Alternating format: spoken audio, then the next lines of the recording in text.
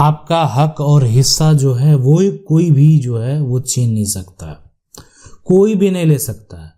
लेकिन वो हक पाने के लिए, अगर आपको हक नहीं मिल रहा है तो वो हक पाने के लिए आपको क्या क्या करना पड़ सकता है वो आप समझ लें। देखें, कुछ ऐसे व्यक्ति होते हैं जिनका जो नियत होता है कि ये जो है हिस्सा तो हम किसी भी तरह अपने अंडर ले लेंगे, इसको नहीं देने वाले हैं। वर्चस्व दिखाने का कार्य करते हैं। परिवार में हो सकते हैं वो बड़े हों छोटे हों, लेकिन वो वर्चस्व दिखा के उस संपत्ति में, वो संपत्ति जो है एक तरह से निजी हो, खरीदा हुआ हो या पैतृक संपत्ति हो, उसमें वो सोचते हैं कि ये शेयर जो है हम खुद ले लें। लेकिन कानून क्या कहता है? कानून ये कहता है कि अगर ये पूरी प्रॉपर्टी है और 3 हिस्सेदार हैं, पूरी प्रॉपर्टी है, 3 हिस्सेदार हैं, तो तीनों का हिस्सा जो होगा वो कानूनी तौर पे बराबर होगा। और रही बात तो जितना सारा प्लॉट है, हर प्लॉट में अगर हिस्सेदार कहता है कि सभी में हमको समान हिस्सा दिया जाए, तो सभी में उसका हिस्सा भी समान होगा, उसका शेयर भी समान होगा। आप ऐसा नहीं कर सकते हैं कि आप जो है आपको इस प्लॉट में हिस्सा नहीं मिलेगा। कानून में भी अगर मामला जाता है तो आपको सभी प्लॉट में हिस्सा देना होगा।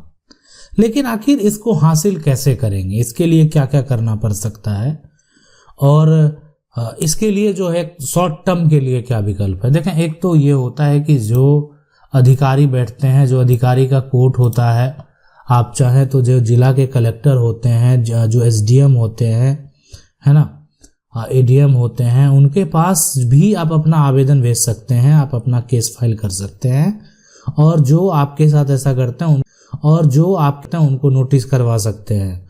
और दूसरा विकल्प होता है कि आप सिविल कोर्ट में उस प्लॉट पर दावा, टाइटल का दावा कर सकते हैं जिस प्लॉट में आपको हिस्सा नहीं दिया गया है।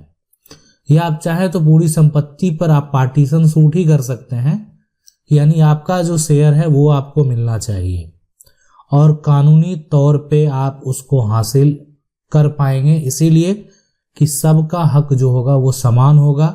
मौखिक किसी के कुछ कहने से कुछ नहीं होने वाला है।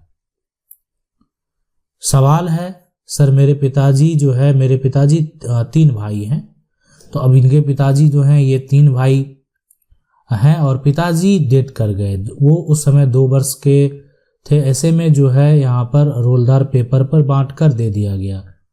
2003 में, उस समय मैं 6 वर्ष का था। सेकंड वाला भाई का लड़का हूं। मेरे छोटे चाचा को जो है खरीदा हुआ जमीन में हिस्सा बांटकर मिला पर लिए हैं। यह 7.25 डिसमिल तीनों के साथ में ही खरीदा गया था। मेरा हिस्सा पूर्वज की पैतृक संपत्ति में मिला है। 2 डिसमिल, यह जमीन 2 डिसमिल है, इसमें 3 हिस्सा लगा है।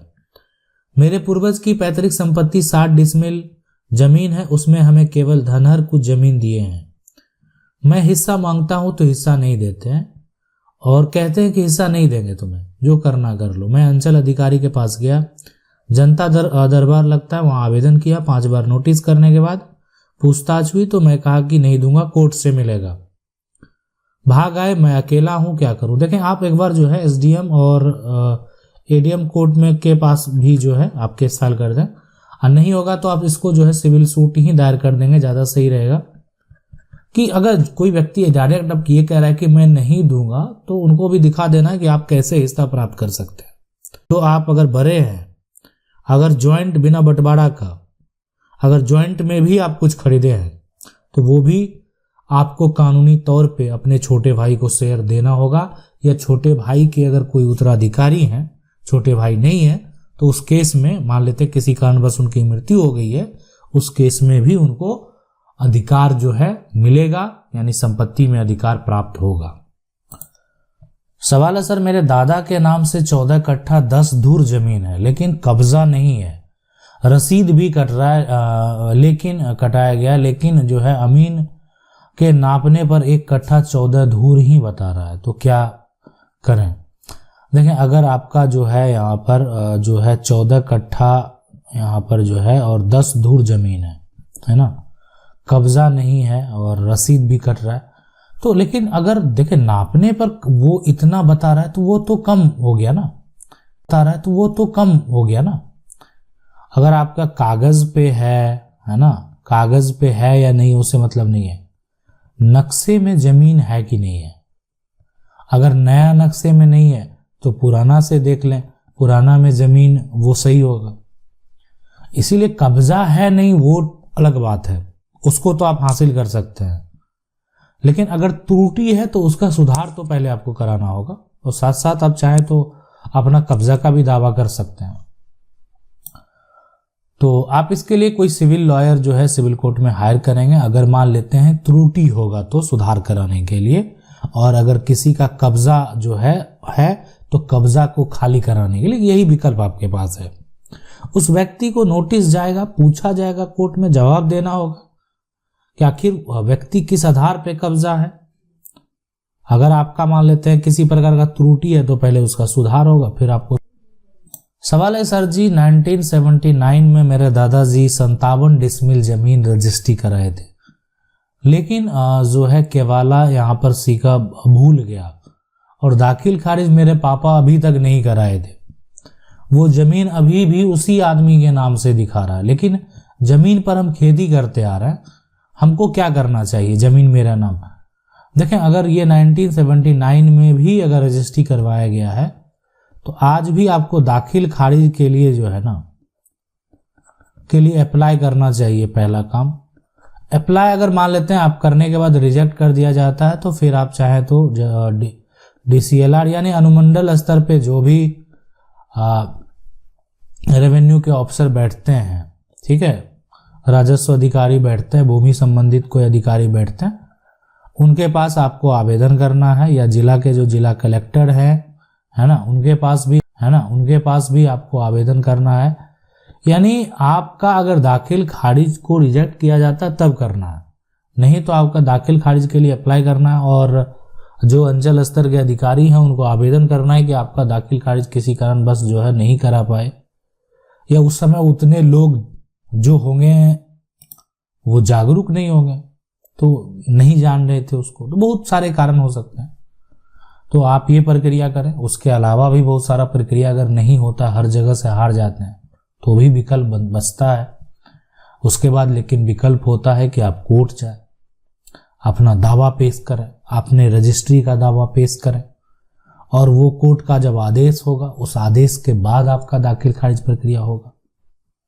सवाल है कि सर जी मेरा केवाला जो है भुला गया है, लेकिन हम जमीन जिसके जो है के लिए थे 1980 में यहाँ पर लिखा लिए थे, पर दाखिल खारिज नहीं हुआ था, तो क्या करेंगे? जमीन जो है मेरे नाम पर हो जाए। अभी भी जमीन जो है उनके नाम पर नेट पर जो है वो शो कर रहा है। देखें, वही बात है, यहाँ पर केवाला आपका भुला गया है तो पहले उसका नकल आपको प्राप्त कर लेना है, इसलिए कि नकल निकाल लेंगे और उसके बाद एक बार प्रयास करना है कि आप दाखिल खारिज के लिए अप्लाई करें, है ना। अगर रिजेक्ट होता है तो प्रक्रिया जो है वो हम जस्ट बताए हुए हैं कि आपको क्या क्या करना है, और उसके साथ साथ जो है अगर वो वहाँ से कोई हल नहीं निकलता है तो आप सिविल कोर्ट में एक वकील करेंगे और अपना जो रजिस्ट्री है उस पर अपना दावा पेश करेंगे, अपना रजिस्ट्री को सही साबित करेंगे कोर्ट में, और उसके बाद जो आदेश होगा उस आदेश के अनुसार आपका दाखिल खारिज प्रक्रिया किया जाएगा। सवाल है कि जमीन जो है खरीदने पे पता चला कि 25 साल पहले दूसरे के नाम से रजिस्टर्ड है, लेकिन उसका मोटेशन नहीं है, अब क्या करें? मैं उसका मोटेशन है। देखें, अगर रजिस्ट्री जिसके नाम से रजिस्टर है 25 साल पहले, ठीक है, और दोनों का जो विक्रेता है वो वही है, मतलब हो सकता है कि 25 साल पहले पिता बेचा होगा और 25 साल जो है बाद क्या किया? पिता नहीं बेटा बेच दिया गया, बेटा के द्वारा बेच दिया गया, तो मान्य किसका होगा? वही होगा जो पिता 25 साल पहले बेचा था। अगर वो दावा करेगा उसका मोटेशन कायम, आप जो है आपके साथ धोखा किया गया, आप अपना पैसा वापस पाने के लिए फाइट कर सकते हैं। लेकिन अगर किसी का एक तरह से रजिस्ट्री है, आपको पता चला कि 25 साल पहले उस व्यक्ति का रजिस्ट्री है, तो उसी का मान्यता होगा। और कुछ ऐसे कंडीशन होते हैं जहां पर वर्तमान सिचुएशन के आधार पर कब्जा भी देखा जाता है। सवाल है कि सर मेरे दादा जमीन विवाद में 35 साल पहले केस लड़े थे, दीवानी का फैसला भी मेरे दादा के हक में आया, लेकिन अभी तक हम लोगों को कब्जा नहीं मिल पाया, तो क्या करें? देखें, अगर कब्जा नहीं मिल पाया है, आपके पास कोर्ट का फैसला आज भी है, तो कोर्ट का फैसला तो आपके पास होना चाहिए।